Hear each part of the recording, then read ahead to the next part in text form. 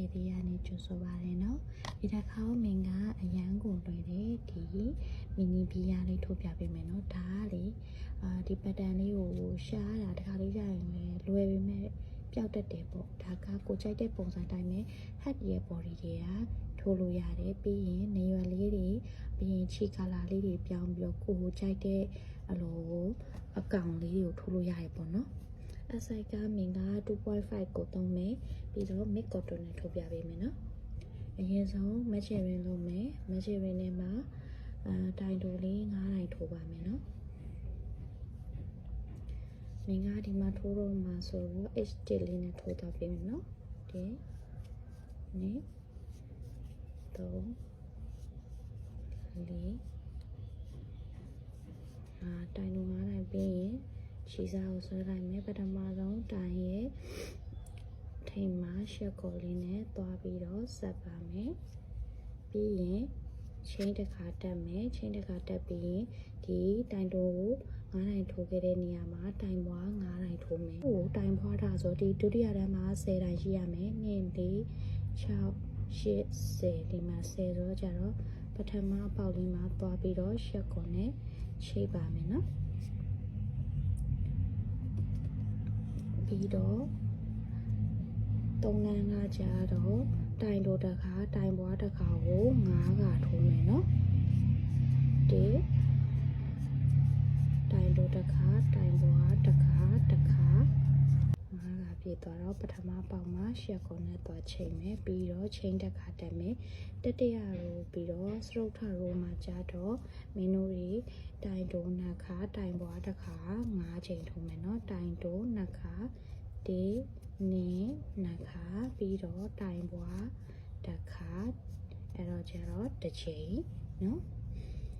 ရောရှက်ကော်လေးနဲ့ချိန်မယ်ပြီးတော့ချိန်တစ်ခါတက်မယ်ချိန်တစ်ခါတက်ပြီးရင်မင်းတို့တွေ row 5ကနေပြီးတော့row 7ထိကတပေါက်တိုင်စီနဲ့တိုင်တိုလေးတွေ20ပေါ့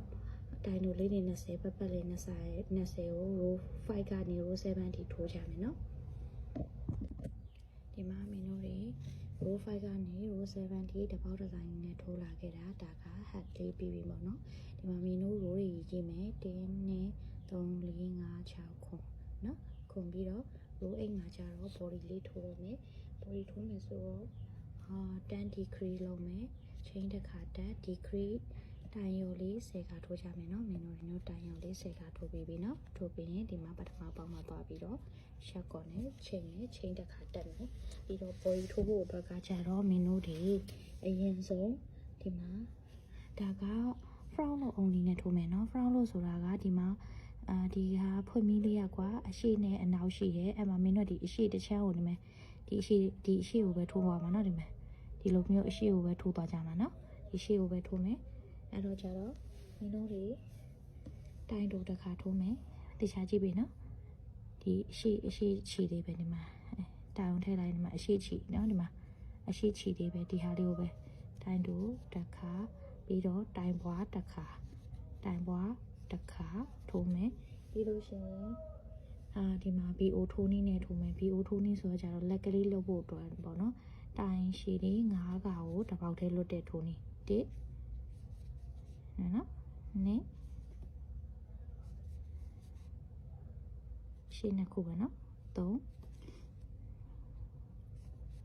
ပြီးတော့ဒီမှာအရှည်နှစ်ခုပဲလွတ်သွားတယ်နော်4ဒီအပေါက်ထဲမှာပဲနော်တစ်ပေါက်ထဲမှာပဲအဲ့လိုမျိုး BO ထိုးနေထိုးမယ်5ခုပြည့်ပြီဆိုလို့ရှိရင်ဒီမှာ5ခုပြည့်ပြီဆိုလို့ရှိရင်ဒီမှာရေးကြည့်လိုက်ကွာဒီမှာ1 2 3 4 5ဒါအနောက်ကတတိုင်နော်အဲ့တော့ဒီဟာ6တိုင်အလုံးပေါင်းရှိမယ်ဆိုလို့ရှိရင်ပြီးရင်ခြေကိုယူပြီးတော့အဲ့ဒါကိုတစ်ခါလေးဆွဲဖြုတ်မယ်ပြီးရင်ဒီမှာနော် front လို့ only ပဲထိုးမယ်နော်အရှိခြေတွေကိုပဲထိုးသွားမယ်မင်းတို့တွေအဲ့ဒီ BO ထိုးပြီးရင်တိုင်ပွားတစ်ခါထိုးမယ်တိုင်ပွားတစ်ခါတိုင်တိုတစ်ခါပြီးရင်တိုင်ပွားတစ်ခါတိုင်ပွားတစ်ခါပြီးရင်မင်းတို့တွေဒီလိုမျိုးဒီထိုးနေတိုင်းပဲ BO ထိုးနေတိုင်းပဲဆက်ထိုးမယ်နော်ချီကိုယူမယ်9ကထိုးမယ်နော်1